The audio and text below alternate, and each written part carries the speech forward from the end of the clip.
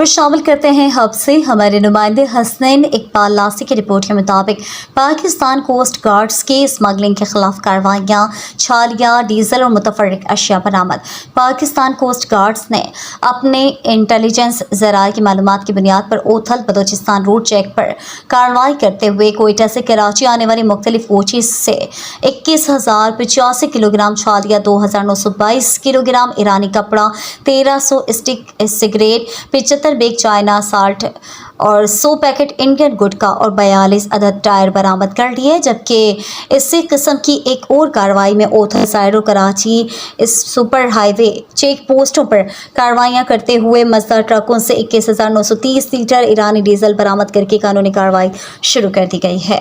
वाज़ेह रहे कि Pakistan coast guards पर हर किस्म की स्मगलिंग की रोकथाम के लिए हम वक्त मसरूफ़ अमल है और मुल्की मईशत को मुस्तहकम करने में अपना किरदार अदा करती रहेगी।